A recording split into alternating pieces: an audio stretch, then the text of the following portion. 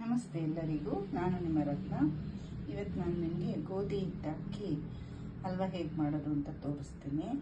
ನಾನಿಲ್ಲೊಂದು 3/4 cup ಗೋಧಿ ಹಸಿಟ್ಟು, ಒಂದು ಅರ್ಧ ಕಪ್ ಬೆಲ್ಲ ತೊಗೊಂಡಿದ್ದೀನಿ. ಬೇಕಾದರೆ ನೀವಿಲ್ಲಿ ಸಕ್ಕರೆನೂ ತೊಗೋಬೋದು. ಮತ್ತು ಗೋಡಂಬಿ, ದ್ರಾಕ್ಷಿ, ತುಪ್ಪ. ತುಂಬ ಕಡಿಮೆ ಇಂಗ್ರೀಡಿಯೆಂಟ್ಸು, ತುಂಬ ಟೇಸ್ಟಿಯಾಗೂ ಇರುತ್ತೆ. ಈಗ ಹೇಗೆ ಮಾಡೋದು ಅಂತ ನೋಡ್ಕೊಳ್ಳೋಣ.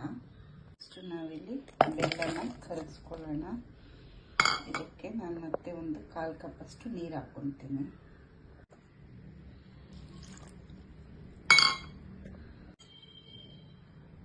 ಬೆಲ್ಲ ಮುಳುಗುವಷ್ಟು ನೀರು ಹಾಕ್ಕೊಳ್ಳಿ.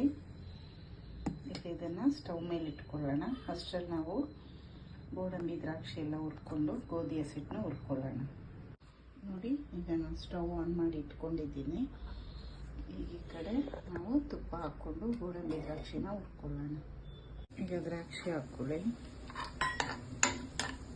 ಈಗ ಗೋಧಿ ಹಿಟ್ಟು ಹಾಕ್ಕೊಳ್ಳೋಣ.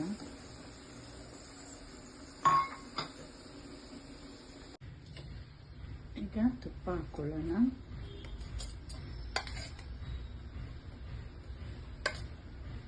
ಒಂದು 3 ಸ್ಪೂನಷ್ಟು ತುಪ್ಪ ಹಾಕ್ಕೊಳ್ಳಿ.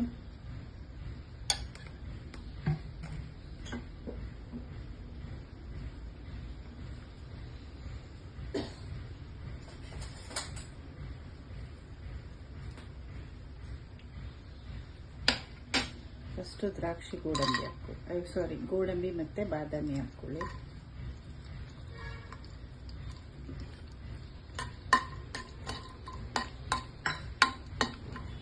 ನೋಡಿ, ಬೆಲ್ಲ ಕರಗಿದೆ. ಇದನ್ನೀಗ ಸೈಡ್ಗೆ ಇಟ್ಕೊಂಡ್ಬಿಡೋಣ.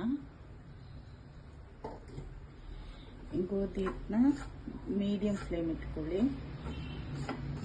ತುಂಬ ಚೆನ್ನಾಗಿ ಕೆಂಪಗೆ ಹುರ್ಕೋಬೇಕು.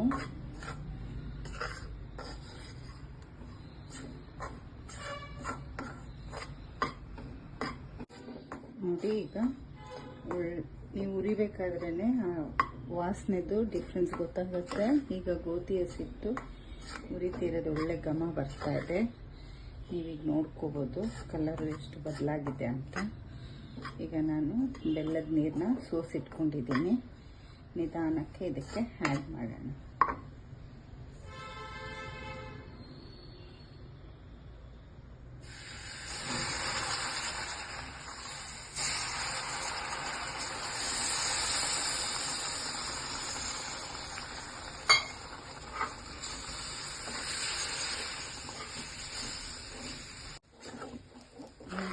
ಈಗ ಗಂಟಿಲ್ದಂಗೆ ಮಿಕ್ಸ್ ಮಾಡ್ಕೊಳ್ಳಿ.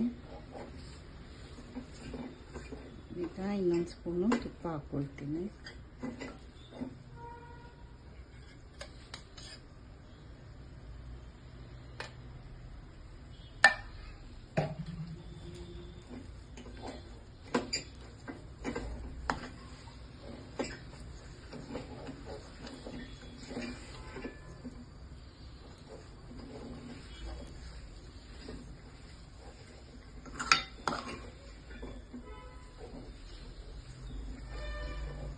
ಚೆನ್ನಾಗಿದು ಮಿಕ್ಸ್ ಆಗಲಿ.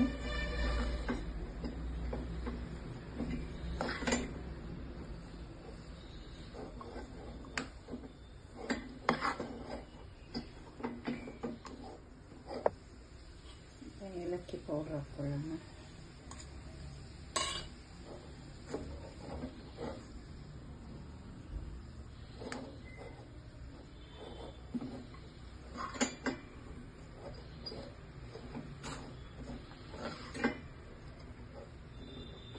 ಈಗ ಇದನ್ನು ಉಂಡೆ ಮಾಡ್ಕೊಳ್ಳೋಣ.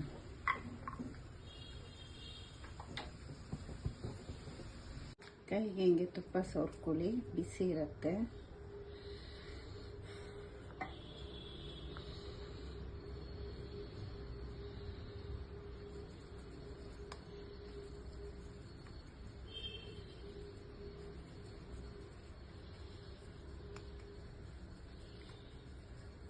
ಈ ಗೋಧಿ ಹಲ್ವಾ ಲಡ್ಡುನ ಕಾರ್ತಿಕ್ ಸೋಮವಾರದಲ್ಲಿ ಈಶ್ವರಂಗೆ ಪ್ರಸಾದವಾಗಿಡ್ತಾರೆ.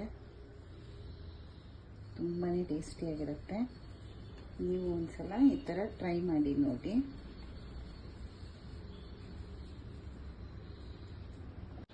ನೋಡಿ, ಗೋಧಿ ಹಲ್ವಾದು ಲಡ್ಡು ರೆಡಿ ಇದೆ. ತುಂಬಾ ಟೇಸ್ಟಿಯಾಗಿರುತ್ತೆ. ನೀವು ಒಂದ್ಸಲ ಇದನ್ನು ಟ್ರೈ ಮಾಡಿ. Thank you.